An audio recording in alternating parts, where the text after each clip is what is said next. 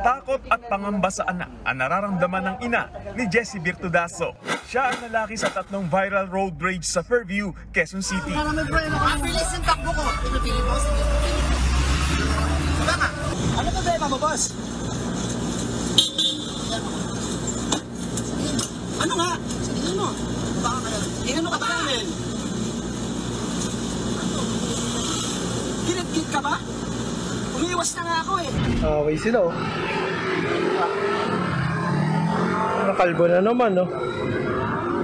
May hawak oh. Unang beses pa lang daw na nasangkot si Jessie sa away kalsada noong Disyembre. Pinagsabihan na niya ang anak na huwag nang magmaneho. Pero ginamit pa rin daw ni Jessie ang kotse para sa delivery service. Sabi ko, sa uli mo na lang, kaya hindi mo naman magagamit, maghapon magdamag yan. Adi lalo kung hindi makakatulog. Dito na raw niya napansing mabilis magpalit ng ugali ang anak. Maaaring epekto raw ito ng pagkakatanggal. Sandali ha. Sandali lang. Alam mo, nakakabastos ka eh. Ha? Bakit? Kasi nasisira tayong mga kalbo eh. Pambira ka naman, Brad. Nadadamay kaming mga kalbo matitino eh. Tingnan mo. Iisipin na kagad nila kami mga kalbo, sira ang ulo. Di ba? Si Boss Dada, kalbo. Si Bobong Lipunan lang talaga ang ano eh.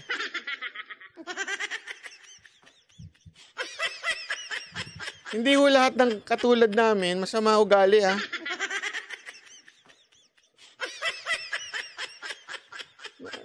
Tingnan mo, ano ngayon ang sasabihin ng taong bayan? Oh, isa na namang kalbo. Katulad ng comment ng animal na nagbibideo. Isa na namang kalbo. O paano pag maglakad ako ng ganito? At may hawak pa akong patpat, sasabihin nila, isa na namang kalbo. Ang bira ka ba? Nakakasira ka ng araw eh. Sa trabaho noong Nobyembre. Yung dating trabaho niya, siya, call center. Tanggal siya, hindi... Call center yan? Alam ang kadahilanan kung bakit. Napakagaling naman niya. Pareho na, kasi nagsabay pati yung sasakyan na yan.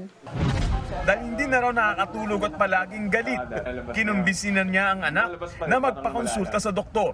Noong January 6, na-diagnose na may bipolar disorder si Virtudaso. Papagamot muna tayo bago ka mag-ganyan kasi mahirap na yung... Sandali nga. Totoo kaya na may bipolar siya? Ay, naku, baka mamaya palusot lang yan para hindi siya mabigyan ng na matanggalan ng lisensya. Tingnan nga natin kung talagang bipolar siya. Pakinggan natin ha. Panayam sa kanya. Ako, para sa akin kasi, I don't really give a kasi sorry for the language ha. Kaya lang kasi bakit? Ano man gawin ko, mabuti man na masama, I'll be criticized eh. Are you perfect? Let me tell you. Yeah? Bobong Lipunan, ikaw ba to? Yung totoo. Are you perfect? Are you political blogger? Siguro ano kaya ni Bobong Lipunan to? No? Tuloy. If you are perfect, then throw the stone. Batuhin niyo ako, patayin niyo ako, or whatsoever. Pero the point is, walang perfectong tao. Yung parang... Bagong Lipunan! Kaano-ano mo to? Aminin mo na! Aminin mo na! Steve. Yeah? Ano yun? Parang... Andyan. Dala ko. It's for defense only. Para lang, sir? Kasi pakiramdam ko kasi dun sa last is parang police ba siya or military in a way. Ako kasi nararamdaman ko yun sa tao kung ang isang tao ay very... Ano yan? Malaki ba yung probability? Sabi niya, bakit kami dalang stick?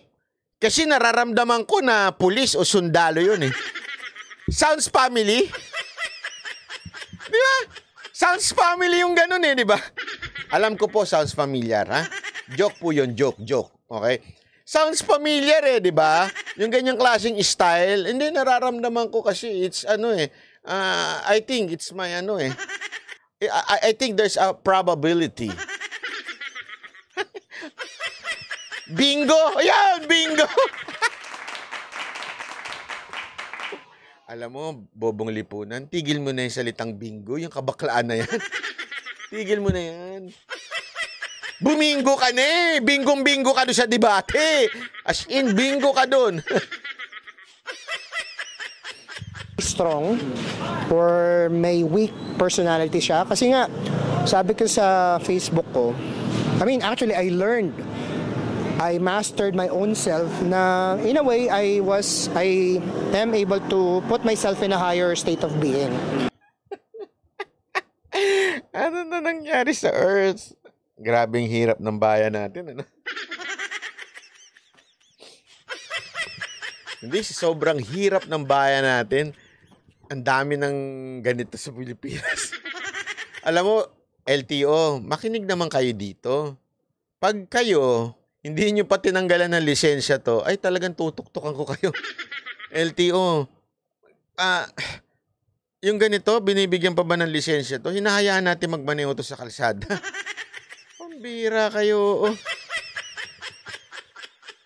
When we say that I placed myself in a higher state of being, it means that, kumbaga, lahat ng pain and suffering pinagdaanan ko na, and it's like according to mathematics, is that what you're saying?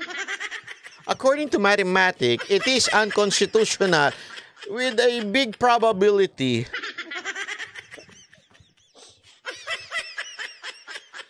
Sumakit na nga yung ulo namin kanina kay Boss Dad. Dagdagan mo pa. Overcome, hindi naman sa sarili kong lakas, but through him. Naku po, the way patay I tayo. did that is normally. Sandali.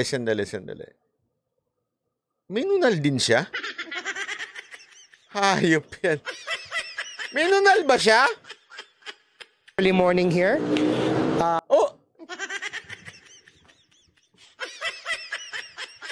Oo nga, pareho kaming may nunal.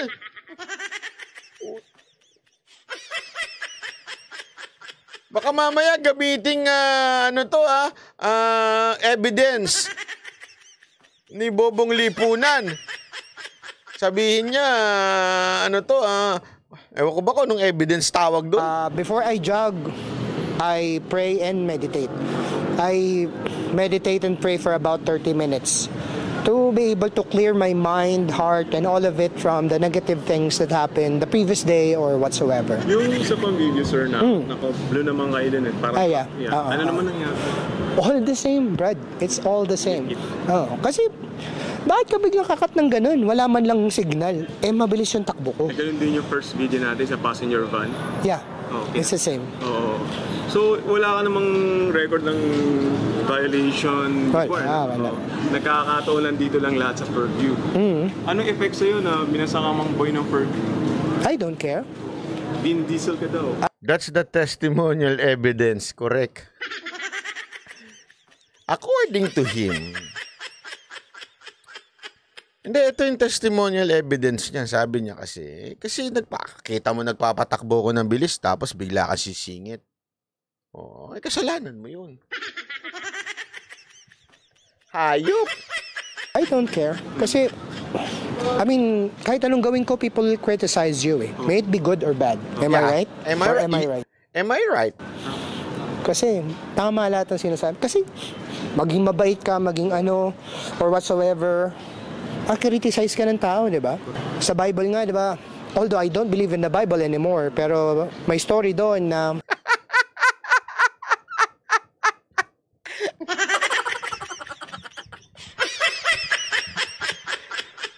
Bobong Lipunan di ba? Totoo, Bobong Lipunan, ganyan eh. Yung sinabi niya, babawiin din niya.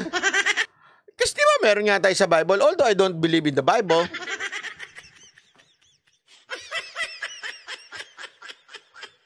Di ba? Sabi, there's a big probability. Kala ko ba meron? Hindi, there's a big probability. Patay tayo dyan. Ibang level mo, Brad.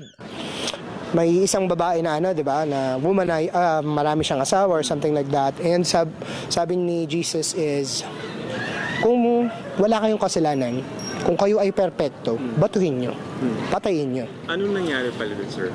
Ito ang tinatawag mo ng paggamit ng Biblia na mali. Kaya sabi ko sa inyo, hindi lahat na nagbabasa ng Biblia nasa tamang ulirat.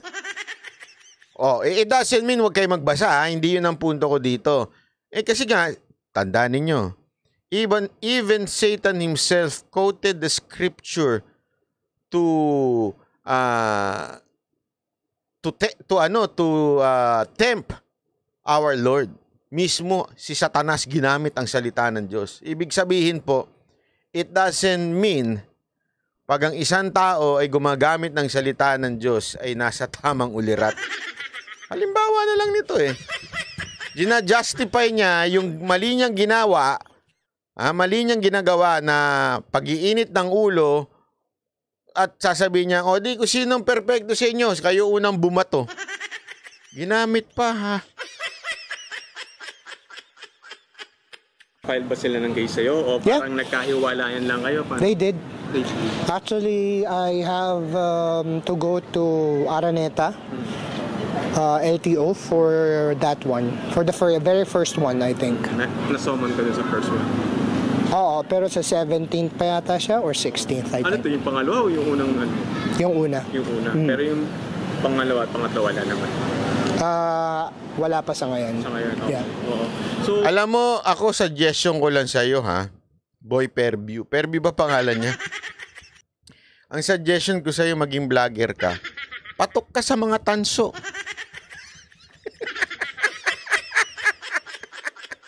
Pasok ka sa mga tansong walang alam.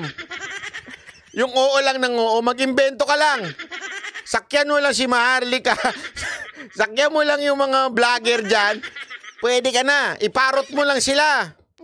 Tapos maglagay ka ng sarili mong English. Kasi parang nga si Bobong Lipunan I-Englishin lang niya para mukhang matalino siya. Ganyan na ganyan. Brad, maniwala ka sa akin, effective yan. Gawin mo. I hope you listen to me. Maniwala ka, kikita ka ng malaki. Tanong mo kay Bobong Lipunan. I-Google mo si Bobong Lipunan, ha? Pareho kayo ng style.